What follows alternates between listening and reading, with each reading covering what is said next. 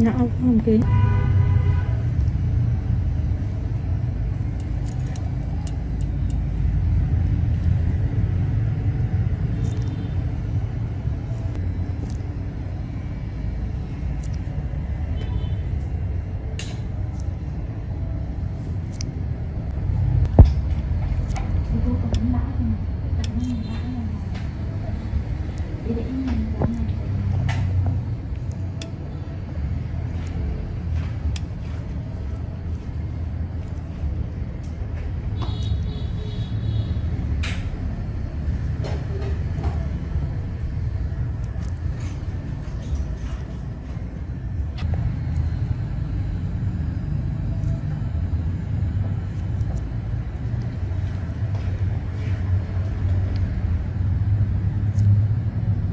Túi cho em về để cho nó bác.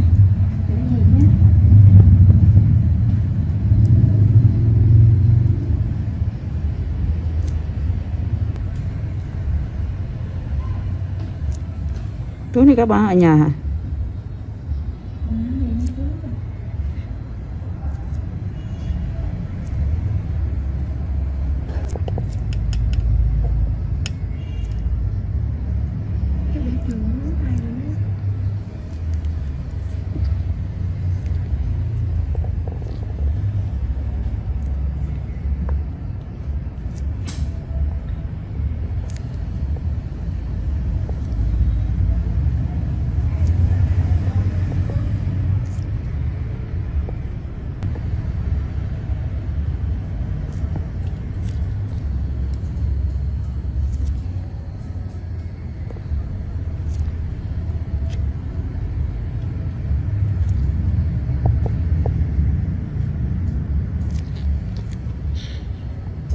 Đang xíu này thôi, bệnh này sắp xong.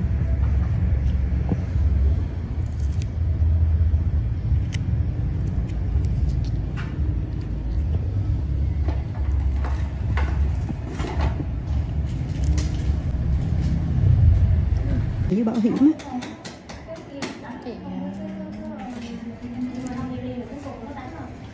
Bảo hiểm mới mất từ mấy em sốt đường kìa. Em nhớ không? Thì có lần nó hết luôn thế chưa?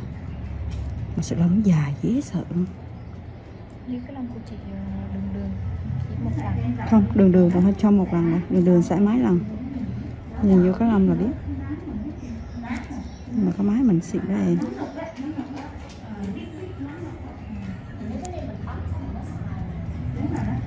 Có thì để nếu như Vũng Tàu quá thì để thêm những cái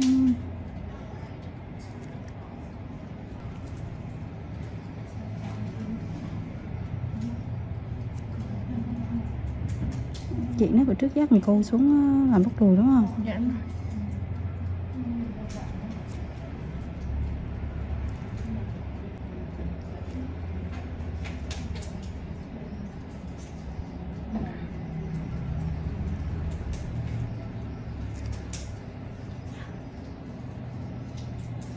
Ba lần mà phải chỗ có chỗ không à. Cái là nhanh đó.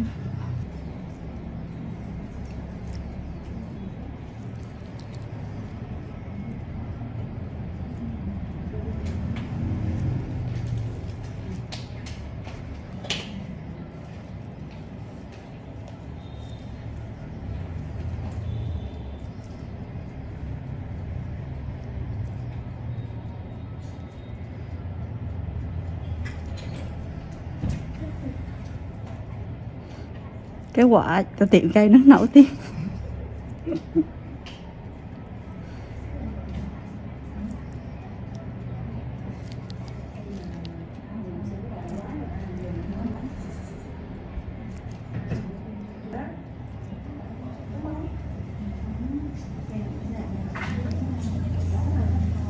Nói gì bây giờ có 2 khách đi thôi kia. Có 2 khách đi thôi đúng không? Rồi. Cô như vậy đi học. Cậu mấy đứa đi học nó cực, dễ sợ tôi thấy thiệt cũng cực còn hơn đi làm kiếm tiền. Mấy lớp nam mà đi học cả ngày cả đêm.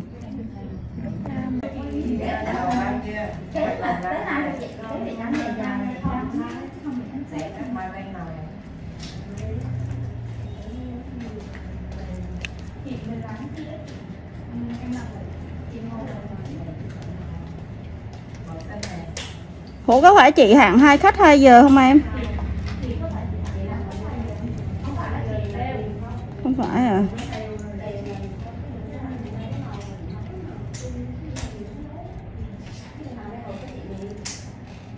Ý cái màu nó là làm vô thôi chứ còn mà tươi lên nữa nhìn Máy rồi đó kia 6 rồi. 5 7 Lên đi vậy.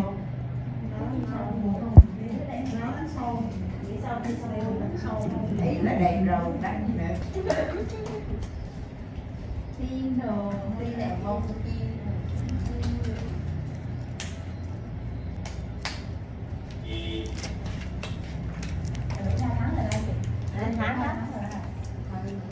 Hai mắt hơn mấy ngày.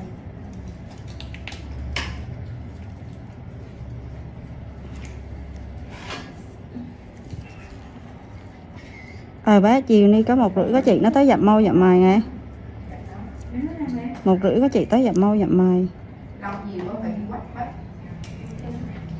Lông tai quách đầu thường nhưng mà lông tóc không có đó không. Chỗ cần những lông chị bị tay mới không? Đi Thảo chờ chị Đông Mặn. Chướng rứa đó chứ phải. Trời, nhiều gì? Chuẩn bị Thảo chuẩn bị đẹp đâu.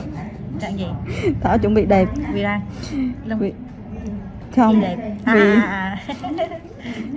làm đẹp thì sẽ đẹp. Không Thảo chị khó đi là sẽ được hết hả? Dạ. Bấm hồi xưa chị dưỡng da đẹp lắm hả?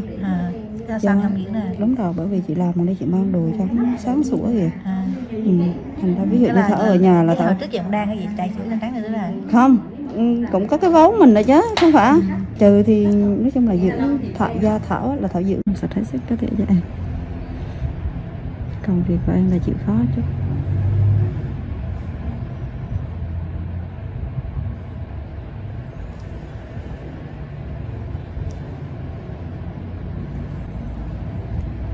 đúng là cảm giác cái kia mình nản đùi luôn á. Đùi mà.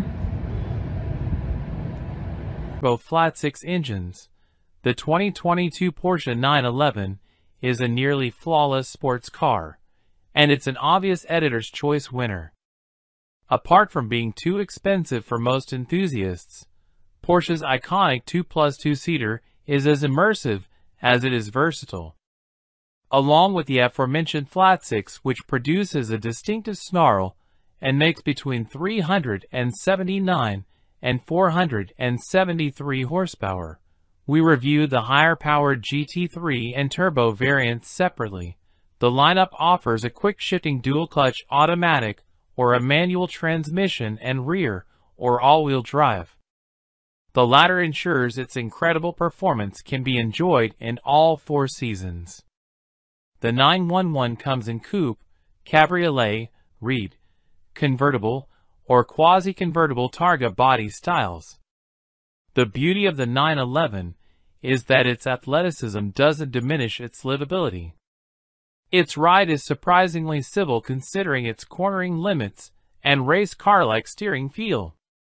Its interior is roomy up front and can be lavishly appointed, and its driver is treated to a satisfyingly low seating position, but also excellent outward visibility.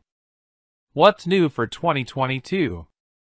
For 2022, the GTS trim level joins the 911 family.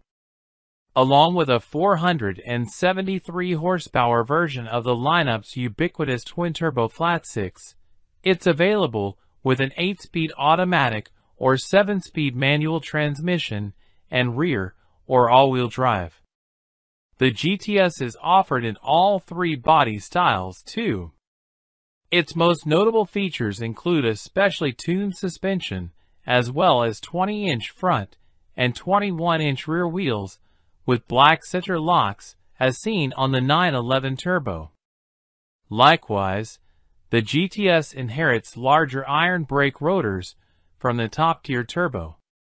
There's also a lightweight package that removes the rear seats and adds carbon fiber front buckets, lighter glass, and a rear-wheel steering system. The 2022 911 receives Porsche's latest infotainment software, including new features such as Android Auto. To celebrate 50 years of Porsche design, a limited number, 750, of special edition 911 Targas will be offered. Based on our experience with myriad 911 models, we can confidently recommend the Carrera S. It boasts 64 horses more than the standard Carrera, and we'd be happy with either the engaging manual transmission or the snappier dual-clutch automatic. Those who want to enjoy their 911 year-round, but have to deal with slippery winter conditions can add all-wheel drive for $7,300 if you feel 4 winter tires aren't enough. We're content with the coupe body style, especially since the cabriolet costs almost $13,000 more. We'd also opt for the Sport Chrono package that adds launch control, additional drive modes, and more. The Sport Seats Plus provide more supportive front buckets, and the Sport package adds a lowered suspension and a louder exhaust system. Our selection of upgrades would conclude with ventilated front seat cushions, passive entry, a heated multifunction GT steering wheel, and Porsche's Dynamic Light System Plus that features automatic high beams and headlights that swivel in the direction the front tires are pointed. We'd also recommend taking advantage of the Porsche Experience Center. For $395, plus a $50 damage waiver fee, you will be received coaching and track time in your new Porsche at either the Atlanta or Los Angeles location.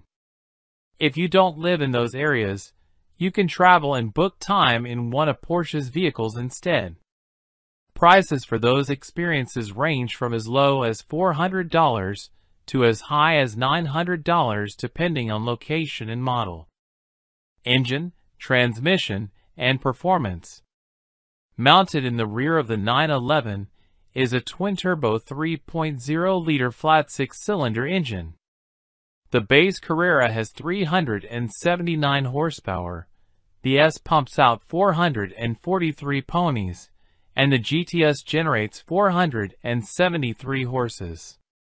While every model comes standard with a ridiculously quick-shifting 8-speed automatic transmission, a sweet 7-speed manual is offered on the S and GTS.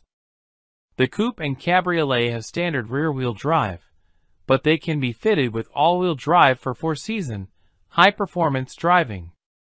The Targa is all-wheel drive only.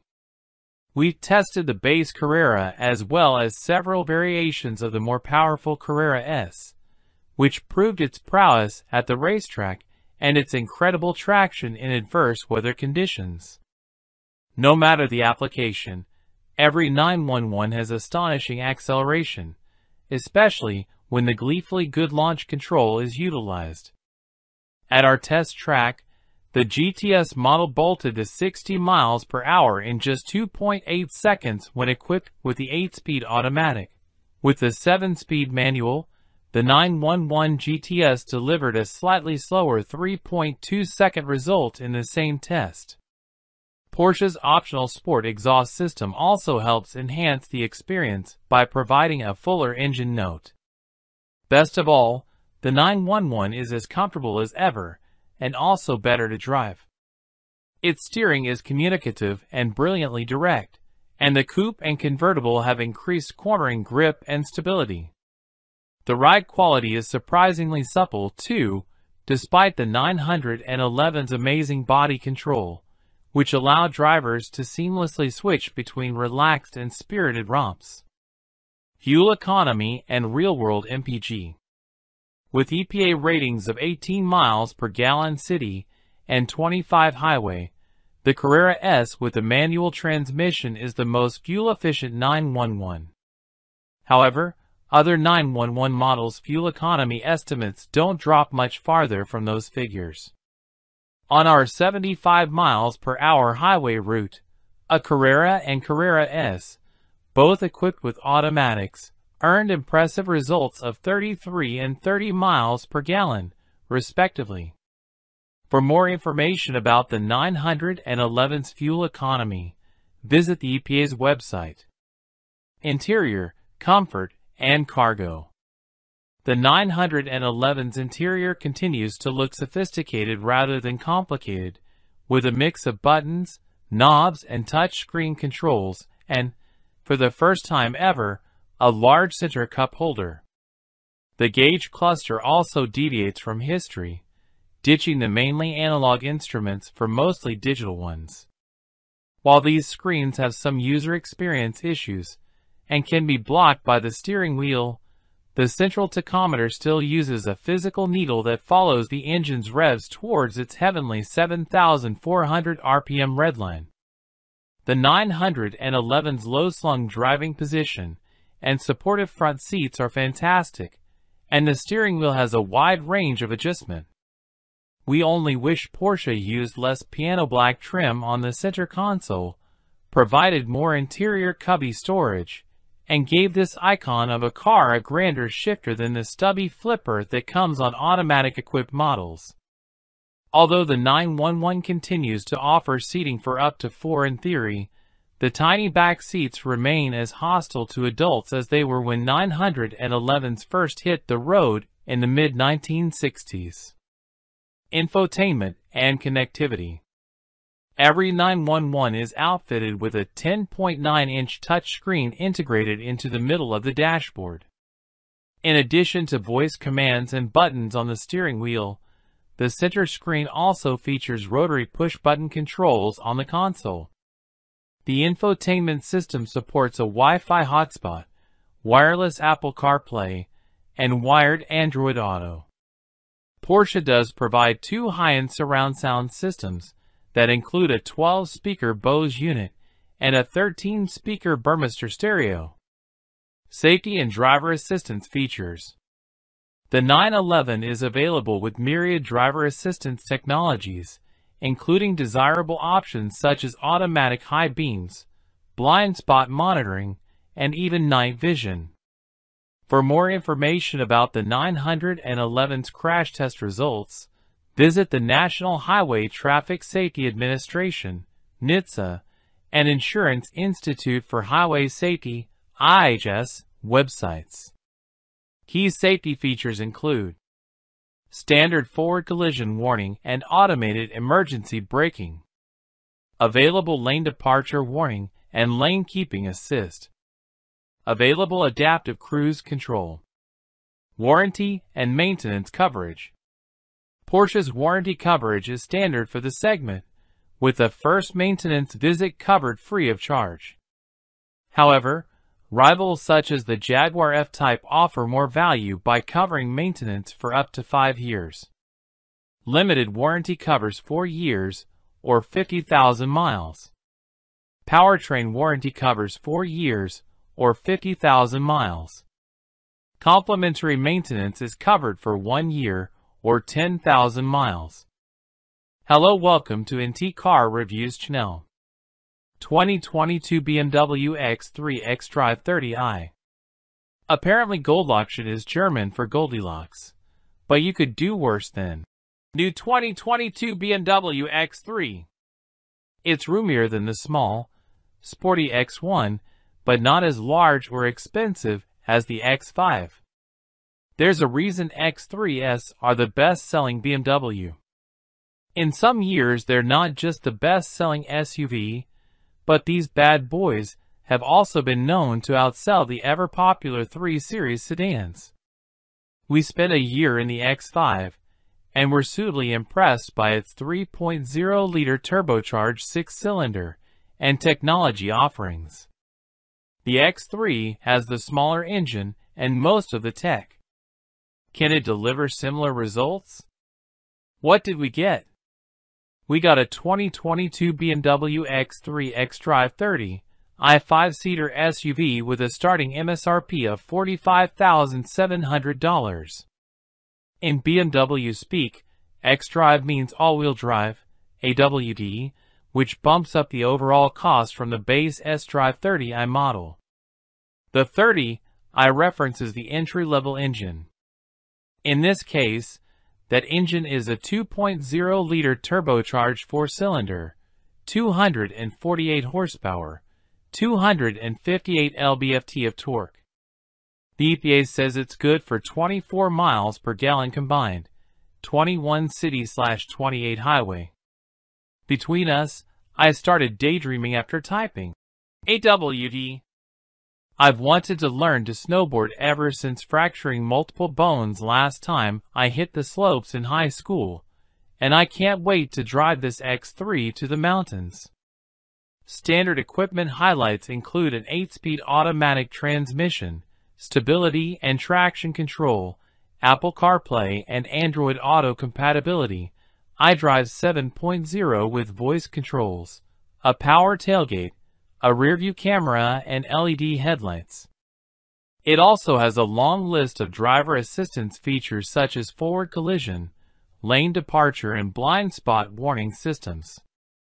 Adding the premium package cost $3,450 and gave us a heated steering wheel, lumbar support, heated front seats, a head-up display, a panoramic sunroof, and the ever-popular gesture control. We'll be flicking our fingers at the stereo in no time. I'm told Tanzanite Blue2 Metallic is named for the gemstone found only in Tanzania, choosing this radiant color tacked on another $1,500. The microchip shortage led BMW to delete both the BMW digital key and passenger lumbar support. Those features, though dearly missed, saved us $80 and $175, respectively. The destination charge, however, tacked on $995, bringing our total to $51,390. Why did we get it? The X5 really impressed the Edmunds staff. Getting a chance to drive it's more popular and more economical, yes. It's still a BMW, you don't have to tell me. Sibling is an intriguing proposition. This is the best-selling vehicle BMW produces, better than both the X5 and 3 Series sedan. If we need another reason, well, we haven't had one in our long-term test fleet since the 2012 model year. We're talking Heat Thunder NBA Finals, which I hate to mention was a literal decade ago now. So follow us on our 12-month test drive of BMW's latest offering in the small luxury SUV segment. We'll see how the X3 xDrive 30i stacks up against other trim levels like the rear-wheel drive X3 xDrive 30i or high-performance X3 M40i. We also look forward to comparing it to its top rivals, Audi Q5, Acura RDX, Genesis GV70, Mercedes-Benz GLC and Porsche Macan. Of course, there will also be plenty of feedback from our daily routines. We smashed our previous fuel economy records thanks to a long road trip. File under EPA SHMEPA. That's 31.7 miles per gallon at the pump from DuPont, Washington, 92 octane. I will note for science, to Redding, California, average speed 70.5 miles per hour. EPA says 28 highway for X3 2.0 AWD. Check out that range, 539.8 miles. Diesel who? Josh Sadlier, Director Content. Another note for my LA to Seattle Odyssey in the X3, cranking up the average speed to 75.8 miles per hour thanks to higher speed limits on I-5. I still saw 29.2 miles per gallon at the pump over the course of 452 miles. Again, the EPA says 28 miles per gallon highway for this thing. It's quite remarkable that I did better than that at 76 miles per hour. BMW still got that special sauce in the engine room. Josh Sadlier, Director Content. How's the fuel economy 10,000 miles in? Overall, not bad. We're right at the EPA estimated number. Here's what one of our contributors had to say. I had a trip from LA to Santa Barbara to Paso Robles and snagged the X3. Upon returning, I logged 438.9 miles and needed 16.327 gallons to top off the tank. That figures out to 26.9 miles per gallon. The EPA estimates highway mileage at 28 miles per gallon, which would seem plausible if traffic were flowing at 65 miles per hour and there were no steep grades to climb. Overall, it's a solid SUV for road trips, but it'd be a lot better if it had adaptive cruise control. I'm surprised that our test vehicle didn't have it, since it seems to be standard equipment on cars that cost a lot less than the X3.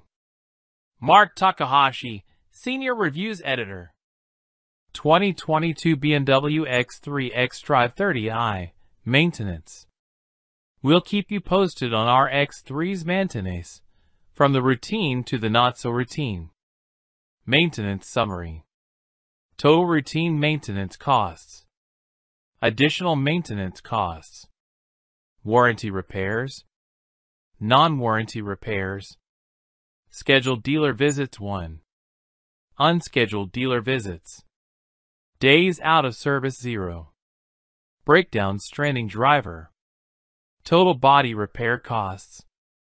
The X3 asked for its first oil change just shy of 11,000 miles, which felt like a long time to wait for a first service, but you'll never hear me complain about a low-maintenance vehicle.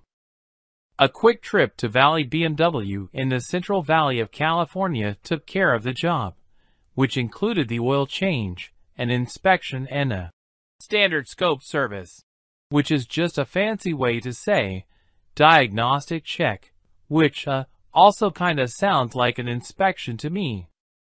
Anyway, that was all covered by the warranty. Oh, and they washed the car, which is great, because this puppy is a bug magnet. Pretty good? 2022 BMW xDrive 30i. Technology. Even the base X3 comes loaded with technology, and we're going to test it. I complained about wireless Apple CarPlay when we first got our X3 right here on this website. Not about the product. I love the product, but it was buggy to the point of uselessness. Since my gripes, it appears an over-the-air update has just about fixed the problems. Lag, spotty connectivity, you name it, the X3 had it. I love the convenience of getting in the car, tossing my phone in the center console, and getting on my way, and wireless CarPlay, when it works, is a game changer. Jake Sundstrom, editorial assistant. I had heard that some of my coworkers had issues connecting their iPhones to our BMW X3 via wireless Apple CarPlay. I am therefore pleased to report, as of March 2022, that a recent iDrive system update has seemed to have remedied the situation. I drove our X3 for about 2 weeks straight and didn't experience any connection glitches or reboots. The response time, when you, say, click to skip to the next music track and have that track actually play, is slower compared to when connecting by way of a USB cord, but I've experienced that in other cars with wireless CarPlay too. Brett Romans, Senior Editor, Written Content. 2022 BMW xDrive 30i. Performance. Yes, it's an SUV, but it's still a BMW, right? How does it drive? It isn't a 3 Series, but the X3 certainly feels nimble on curvy roads, and there is a noticeable difference between driving it and its larger sibling, the X5. If you're deeply concerned about tearing up country roads before buying an SUV, perhaps wonder if the class of vehicle is the problem and not the model. But alas, a soapbox for another day. Jake Sundstrom, editorial assistant. The BMW gets up to speed with ease and takes to the curves better than most other comparable SUVs. Unfortunately, I don't think it does slow very well. I tend to perform limo stops, where you try to come to a complete stop without really feeling it stop completely. It's about finding the lightest touch on the brake pedal, but no matter what I try, the X3 refuses. As I roll towards a stop with featherlight brake pedal pressure, the smooth deceleration is inelegantly interrupted by some noticeable downshifts that cause some lurches. Then, just as the car is about to come to a stop, the brake pads grab the rotors, resulting in an even more noticeable lurch. It's not ideal, nor is it a deal breaker, but I would have expected a luxury car to be able to stop more smoothly, even if it is sporty and fun. Mark Takahashi, Senior Reviews Editor. Any thoughts on the steering? The steering in this X3 leaves me with mixed feelings. I really enjoy driving around town thanks to its small dimensions, tight turning radius, and overall maneuverability. On the highway, it's a different story. The steering wheel is numb off-center. So after a short time on a straight road, with the steering wheel pointed dead ahead, the car drifts slightly. It requires constant, small adjustments to keep the car in the middle of the lane. It happened often enough that I switched from comfort to sport mode, thinking the heavier steering setting might help. No such luck. Mike Schmidt, Senior Manager, Vehicle Testing Operations. What's the power situation? Don't challenge anyone to a drag race. It could seriously alter your future, Marty, but you'll likely be satisfied with how the X3 performs chugging up large hills. It never wants for power thanks to the single turbo assistance its 4-cylinder engine receives. Jake Sundstrom, editorial assistant. Typically, I'm firmly in the more motor camp, and there's no doubt that the X3's optional turbocharged 6-cylinder engine, specified in the M40i variant and boasting 382 horsepower, is a peach. But even though our 4-cylinder X3 xDrive 30 makes a seemingly wimpy 248 horsepower, I never find myself thinking that its sauce is weak. There's plenty of punch for anything the commute might throw at you, and the numbers bear that out. At our test track, the X3 sprinted to 60 miles per hour in a satisfyingly swift 6.2 seconds. What's more, the refinement of this powertrain is top-notch. I'd love to have an M40i, but the xDrive 30i is no slouch. Oh, I forgot to add, Sport Mode. Always Sport Mode. It's the first thing I press after the start button. In Sport Mode, the X3 is alive and engaged. Until you press that button, though, it's not ready to rock. Josh Sadlier, Director, Content Strategy. 2022 BMW xDrive 30i, Comfort. The X3 tries to split the gap between sporty and comfortable. How well does it do? How's it on the highway? Impressively comfortable and quiet. It probably helps that we've got the most relaxed X3 spec possible, which is the xDrive 30i with the standard, non-sport, suspension, and the regular 19-inch wheels. The optional 20 or 21-inch wheels are fancier, but have shorter tire sidewalls, so there's less cushion. This combo easily smooths out ruts and bumps on the road. And there's not much wind noise or tire noise. That combo makes our X3 a pleasing companion on a long drive. Brett Romans, Senior Editor, Written Content. Spending more than 5 hours driving to and from San Diego over the past weekend crystallized my disappointment in the X3's lack of adaptive cruise control. You may recall our fully loaded Kia Sorento, despite its flaws, came with ACC, making it a superstar when it came to road trip and high-traffic environments. It's one thing I find lacking on an otherwise very capable SUV. Jake Sundstrom, Editor, CarMax. How about around town? The BMW gets up to speed with ease and takes to the curves better than most other comparable SUVs. Unfortunately, I don't think it does slow very well. I tend to perform limo stops, where you try to come to a complete stop without really feeling it stop completely. It's about finding the lightest touch on the brake pedal. But no matter what I try, the X3 refuses. As I roll towards a stop with featherlight brake pedal pressure, the smooth deceleration is inelegantly interrupted by some noticeable downshifts that cause some lurches. Then, just as the car is about to come to a stop, the brake pads grab the rotors, resulting in an even more noticeable lurch. It's not ideal, nor is it a deal breaker, but I would have expected a luxury car to be able to stop more smoothly, even if it is sporty and fun.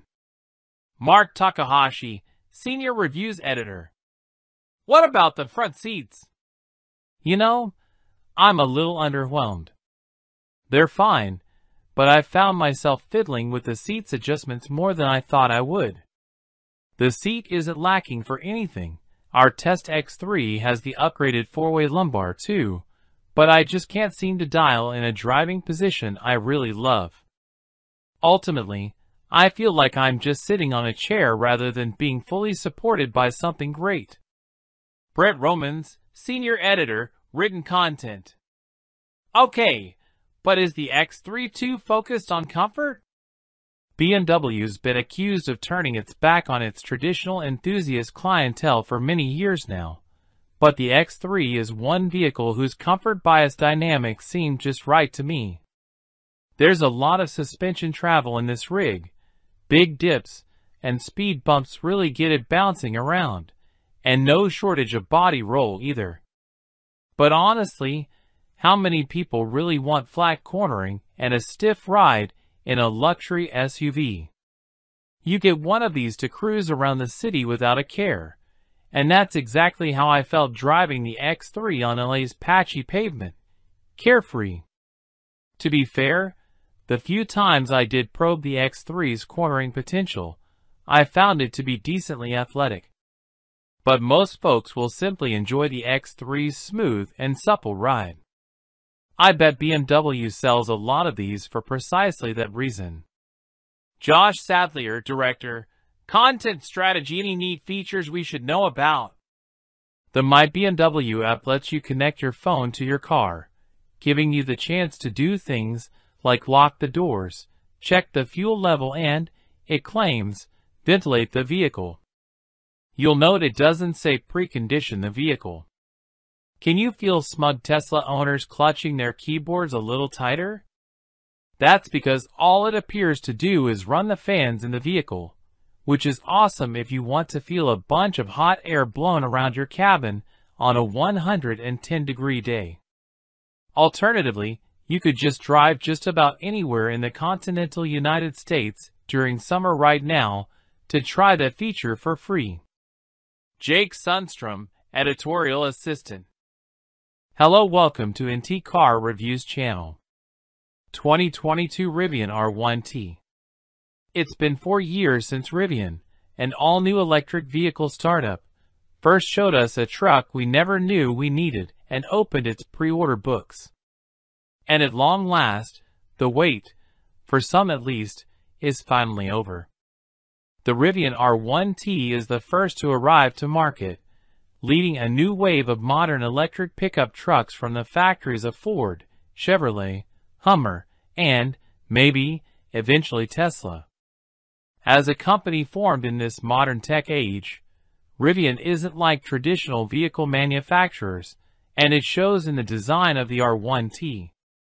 Size-wise, the Rivian R1T sits somewhere between a mid-size truck, think Ford Ranger, and full-size truck, think Ford F-150, but weighs a hefty 7,150 pounds, which is roughly the weight of a heavy-duty truck, like this F-350 Super Duty. Despite all the weight, it accelerates quicker than many sports cars do, and can get to places virtually no sports car would dare. To date, it's the best handling truck we've driven too, and that's made possible with the help of the R1T's standard adjustable air suspension. It can raise and lower the entire body by as much as 6.5 inches, perfect for clearing rocks and fording streams off-road, or for hunkering down, like a lowrider, to turn a corner on-road. Its incredible versatility doesn't end there. An innovative gear tunnel between the truck bed and passenger cabin provides a ton of storage, 11.7 cubic feet. An immense front trunk, 11.1 cubic feet, takes the place of where an engine would sit, instead offering heaps of grocery space. And if you want to do actual truck things, the bed has a hefty payload capacity of 1,760 pounds, and you can tow up to 11,000 pounds. As cool and impressive as any of these numbers are, we want to know if this truck can actually deliver when put to the test. Which tests? All the tests. So we bought one, and we'll do with it what we please. Did we mention we have Ford F-150 Lightning on order for our long-term test fleet too? What did we get? If you were one of the 90K plus hand-raisers to plunk down an early deposit for a spot in the Rivian R1T production queue, then you'd be getting a Launch Edition R1T. That's the truck you see here. When a manufacturer offers a Launch Edition model, they typically come with some exclusive features, like a special exterior color, specific badging, and sometimes a bundle of options at a slight discount. The Rivian R1T Launch Edition checks those boxes. All Launch Editions come with quad-motor all-wheel drive, delivering a staggering 835 horsepower and 908 lb-ft of torque to whatever surface you happen to be rolling across. You also get Rivian's large battery pack, 135 kWh. This pack is the second largest of 3 battery options, wedged between the standard 105 kWh and the max 180 kWh packs. The large pack battery is said to deliver 314 miles of range on a single charge, according to EPA estimates. We verified that the R1T could meet that estimate in the real world, albeit by a small margin. It traveled 317 miles on a single charge. Those 317 miles were on a truck wearing the standard 21-inch wheels and all-season tires.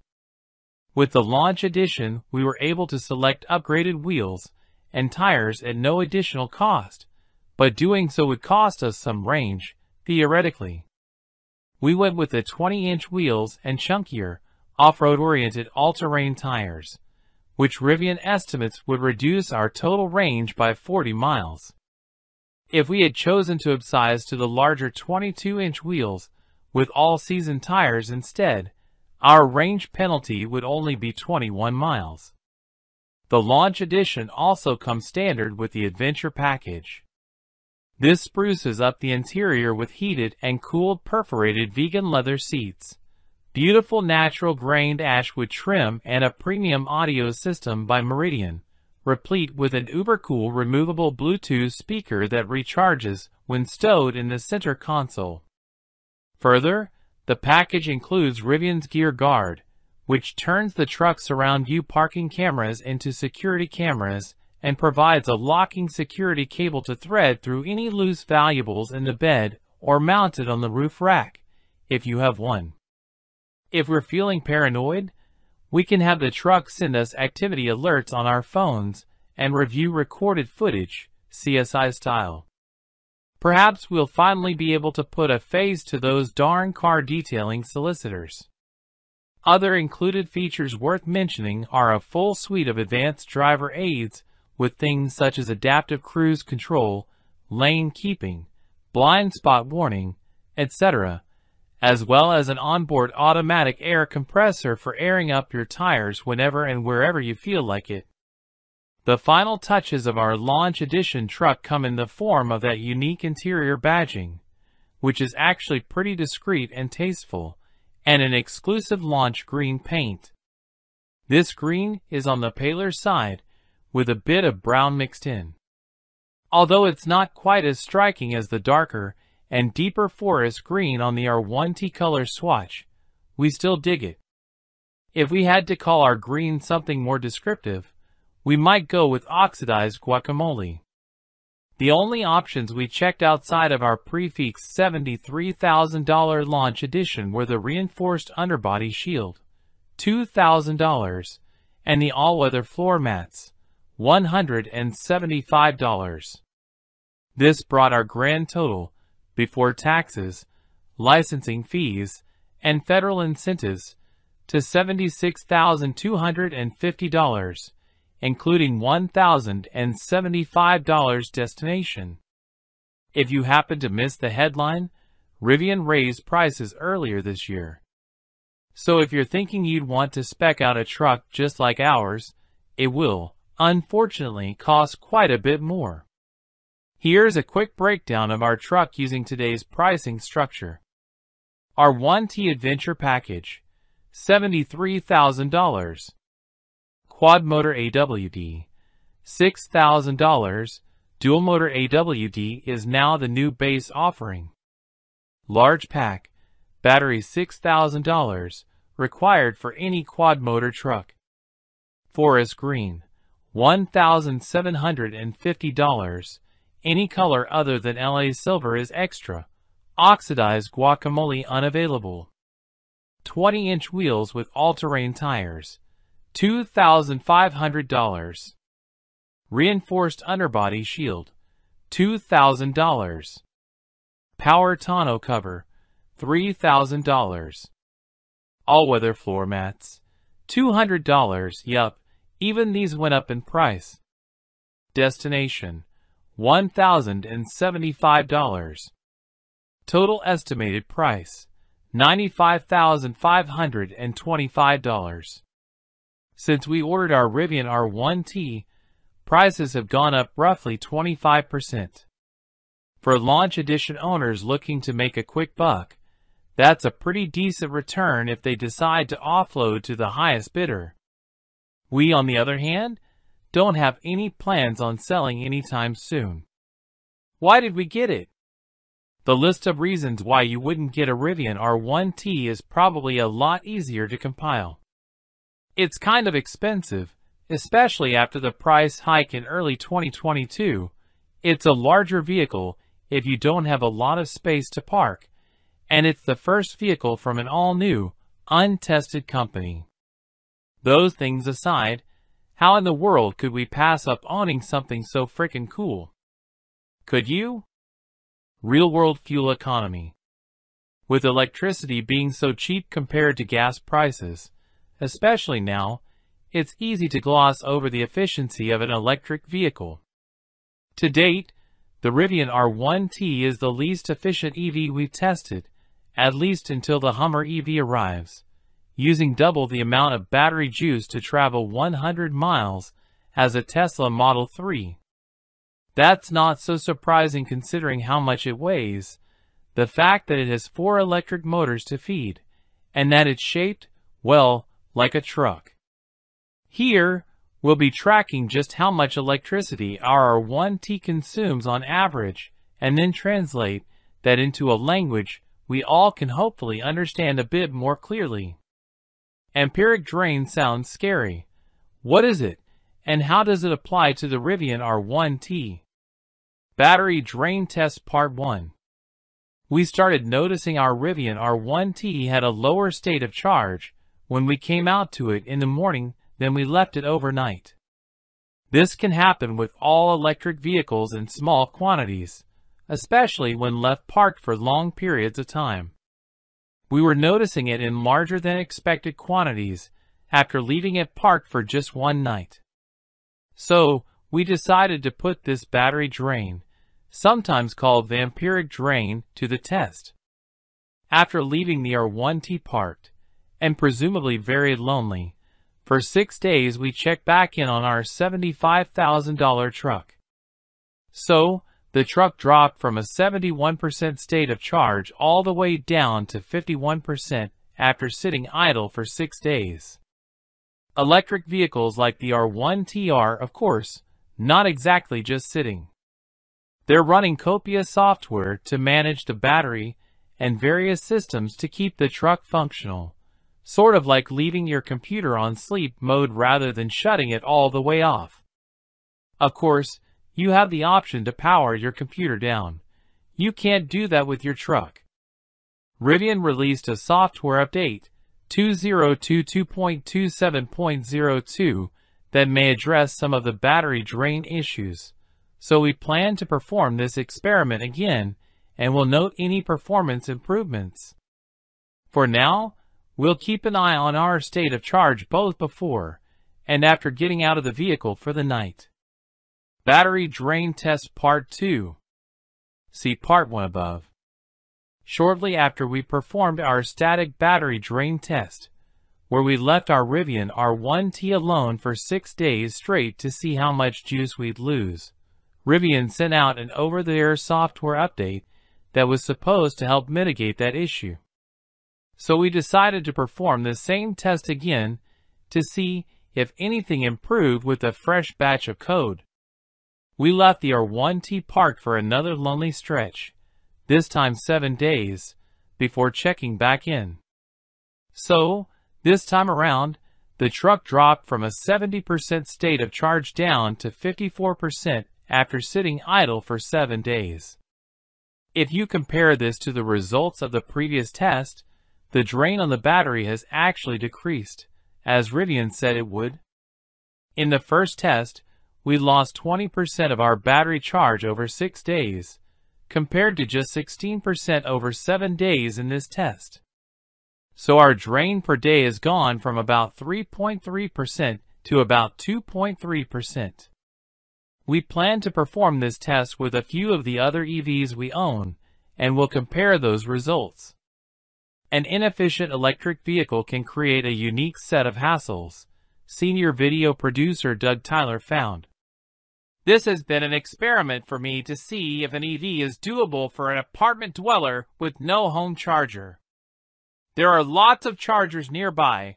I naively thought to myself, well, finding an open charger in Glendale/Burbank on Saturday for Labor Day weekend has been a fool's errand. Yes, I'm that fool. My whole afternoon is now being completely dominated. Finally found a charger, level 2 only, so excuse me while I go wander around in 105-degree heat for the next couple hours in order to gain 20 to 30 miles worth of battery. Does the range diminish the R1T's outdoor chops? Rivian markets the R1T as being an outdoorsy kind of vehicle. But I'm wondering how realistic it is to use an EV for off-road adventure. Here's an example. There's an off-road trail I'm familiar with. It's about 65 miles away from my house and is suitable for a day trip. If I fully charged our R1T at home, I'd have about 300 miles of range. That trail is up in the mountains, so figure maybe 100 miles of range expended to get to the trailhead. That would leave 200 miles or so for driving the trail and then getting home. There is a DC fast charging station along the route home, so I could use that to free up more range on the trail. It seems feasible. But I'm also a little chicken because I don't know how much range I'd use on the trail. Rivian's specific outdoor charging stations, the Adventure Network, seems like a cool idea, but as of October 2022, there are only 6 stations operating nationwide, 5 in California and 1 in Colorado. Hello, welcome to TB Car Reviews channel. 2023 Infiniti QX50.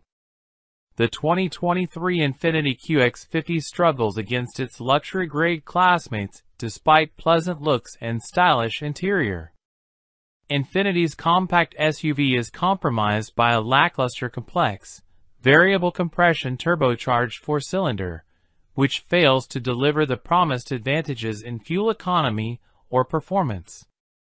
Competitors with conventional turbocharged 4s such as the Audi Q5 and the BMW X3 xDrive 30 accelerate quicker and are equally parsimonious with fuel. Dynamically, the QX50 skews toward comfort rather than sportiness, which should be a non-issue for most buyers. What they get instead of athleticism and driver engagement are a smooth ride and a quiet cabin. The QX50 delivers stylish looks and an upscale interior ambience, but it lacks the substance needed to thrive against its top-ranked competitors. What's new for 2023? The 2023 QX50 carries over from the previous model year mostly unchanged, but a new Sport model replaces the essential trim in the middle of the lineup. The Sport name may be a bit of a misnomer since it adds no performance-enhancing features, but it looks sharp with gloss black exterior trim and dark-painted 20-inch wheels. The cabin gets semi-alien leather upholstery and a 12-speaker Bose stereo. The rest of the lineup benefits from a few new standard features: heated exterior mirrors, remote start, a wireless smartphone charging pad, among others, and all models now come with 3 years of complimentary scheduled maintenance. We think the new mid-level Sport is the best choice among the QX50's many trims as it comes with a decent amount of standard equipment, including a 360-degree camera system, heated and cooled front seats, in-dash navigation, interior ambient lighting, and more. Those who want all-wheel drive should expect to dole out another $2,000. Engine, transmission, and performance. Since its redesign for the 2019 model year, Every QX50 has been powered by a turbocharged 4-cylinder engine that uses variable compression, called VC Turbo. The engine makes 268 horsepower and 280 pound-feet of torque and pairs with a continuously variable automatic transmission, CVT, that directs power to either the front or all four wheels. The engine seamlessly swaps between high compression during steady cruising and low compression during hard acceleration. While it never exhilarates when the pedal hits the metal, only those seeking a seriously quick crossover will be disappointed. Unfortunately, the engine is loud under heavy throttle, and the CVT makes this worse, especially around town.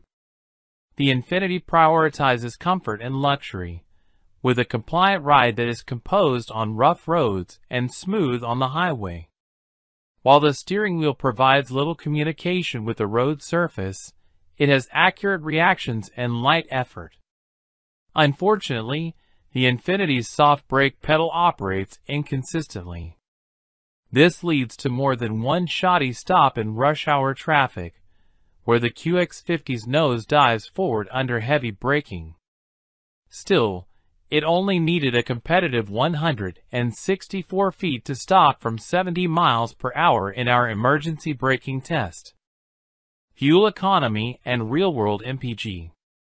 Despite a so-called revolutionary engine touted as maximizing both power and fuel economy, our test vehicle was less efficient than advertised during real-world testing. The front-wheel drive QX50 is rated at 23 miles per gallon city and 29 highway, while the all-wheel drive version has estimates of 22 miles per gallon city and 28 highway. All these estimates align with the similarly equipped BMW X3 and Volvo XC60, but that's disappointing when you consider the VC Turbo engine is intended to be more efficient than traditional alternatives. The last all-wheel drive QX50 we tested on our 75 miles per hour fuel economy route, part of our extensive testing regimen, fell short of its highway estimate and returned 27 miles per gallon in the real world. For more information about the QX50's fuel economy, visit the EPA's website. Interior, comfort, and cargo. Inside, the QX50 can be fitted with quilted leather seats, wood interior trim, and a faux suede headliner. However, these upscale appointments are available only on the most expensive model. Still, every QX50 has a comfortable and quiet cabin that includes a spacious second row with reclining seat backs that prove to be a highlight of the 2019 QX50 that we had in our long-term test fleet. The QX50 has 31 cubic feet behind the back seat and up to 65 cubes with the 60/40 split folding rear bench folded flat. We managed to fit 9 carry-on suitcases with the seats up and 22 with them down. Both results were 2 more than the X3 held. While our top-of-the-line test vehicle had the motion-activated power liftgate, none of the lower trims has this useful feature. Infotainment and connectivity. The dual touchscreen infotainment system will bother some more than others. We also were annoyed that the heated steering wheel and custom drive mode settings are only accessible through this interface. While we appreciated the familiar volume knob, the rotary controller on the center console only operates the top screen. Every model has Android Auto, wireless Apple CarPlay, and a subscription-based Wi-Fi hotspot. Both 12 and 16 speaker Bose stereo systems are available, as is mobile Wi-Fi hotspot. Our test vehicle did have several power points, with 3 USB ports up front and multiple 12-volt outlets, including one in the cargo area. Safety and driver assistance features. Every QX50 has a host of standard driver assistance technology that includes lane departure warning and lane keeping assist. For more information about the QX50's crash test results, Visit the National Highway Traffic Safety Administration, NHTSA, and the Insurance Institute for Highway Safety, IHS, websites. Key safety features include standard forward collision warning and automated emergency braking, standard blind spot monitoring and rear cross traffic alert, standard adaptive cruise control with stop-and-go technology, warranty and maintenance coverage. Although many luxury brands offer complimentary scheduled maintenance, Infiniti does not. It does provide competitive limited and powertrain warranties, along with 4 years of roadside assistance. Limited warranty covers 4 years or 60,000 miles. Powertrain warranty covers 6 years or 70,000 miles. Complimentary maintenance is covered for 3 years, regardless of vehicle mileage. Hello, welcome to TB Car Reviews channel. 2022 Fiat 500 Electric. The Fiat 500 Electric lands in Australia next year, so we drive an overseas example to see what it's all about. Fiat has become a car maker a critic might compare to one of those graying musical acts that keeps touring but hasn't come up with any new material worth listening to in yonks, and is simply milking its back catalog for all it's worth. The Mazda MX-5-based 124 Spider was a likable, but ultimately forgettable cover album. And the Fiat 500X was an unimaginative and somewhat cynical reinterpretation of old material. Meanwhile, endless new variations on the 500 city car have kept the fans entertained. But at long last, Fiat may just have a worthy comeback album on its hands.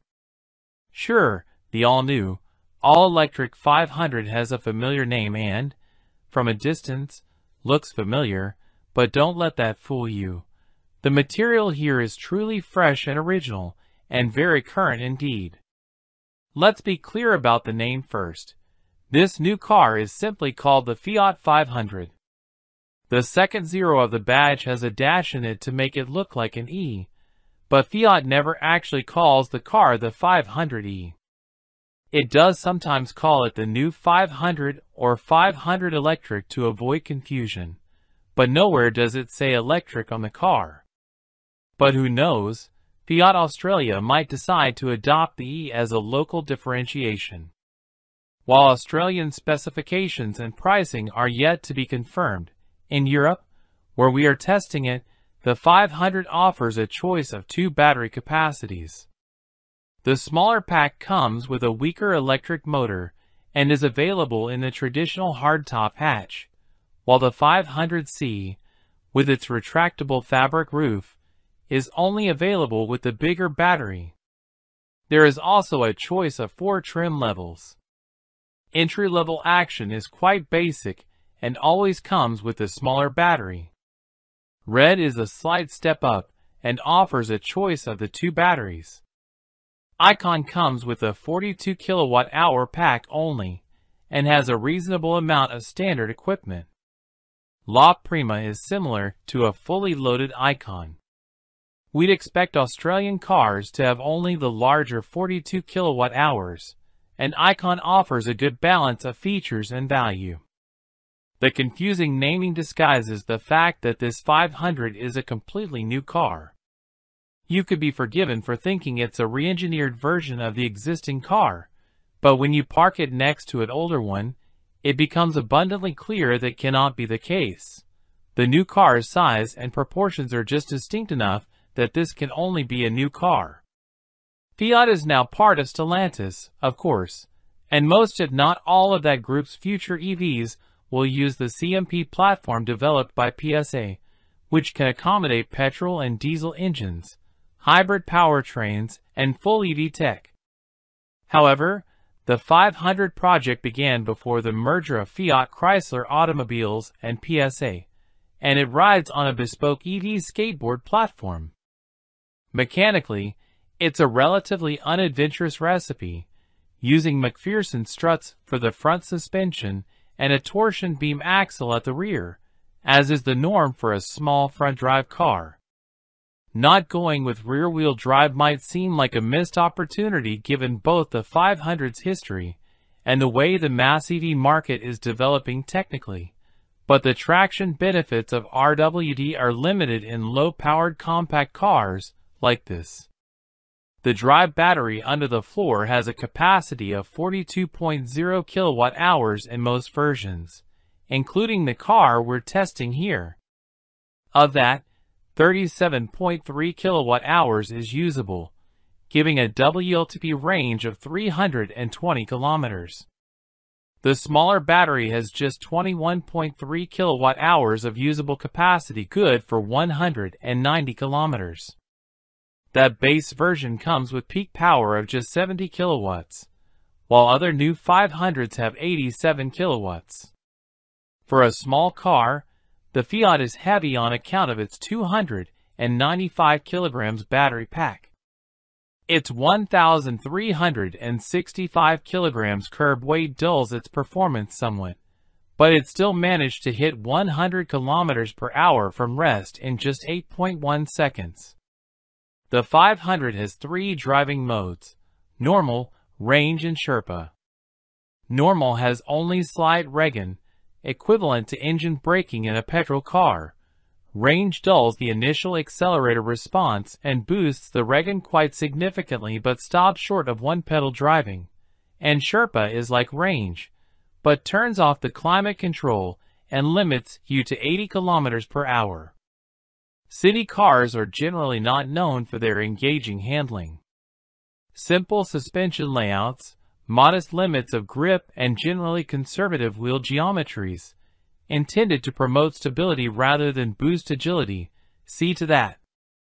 As a result, adequate handling is really all that's required here.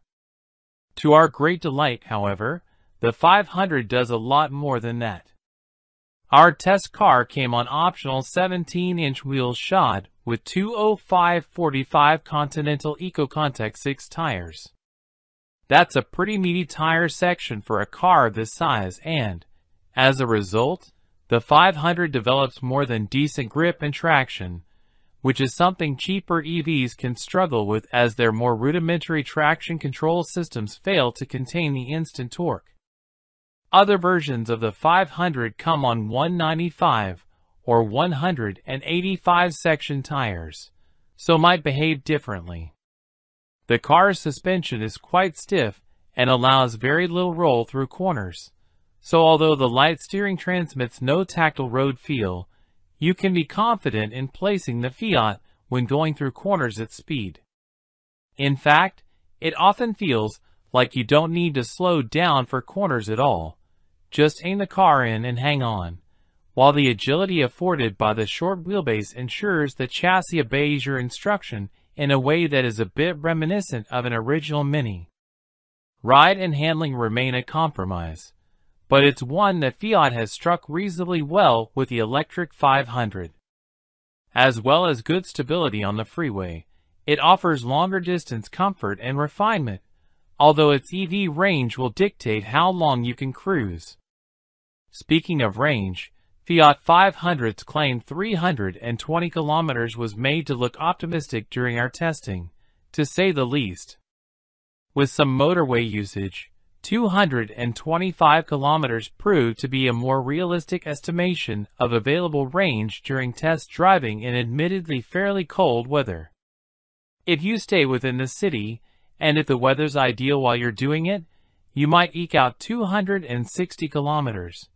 Frustratingly, the range indicator tends to be optimistic when you set off with a full charge too. Charging speeds are decent, but no more.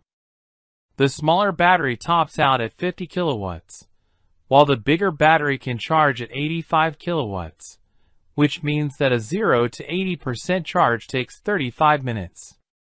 It has been a long time since Fiat has been at the top of its game, but with this new electric version of the 500, it has finally produced a winner. The exterior as well as the interior design are still as recognizable and cute as ever, but despite the retro bent, it looks thoroughly modern. And for something as style-forward as the 500, That's most of the battle won right there. But it goes further. It's also a convincing prospect to own and to drive. There are EVs with more power and more range, but the 500 isn't entirely left behind on that score. And thanks to its tiny dimensions and tight turning circle, it fulfills its primary purpose as a city car too. Although it can't completely cover its city car routes, the Fiat is remarkably good to drive when you venture out onto the open road.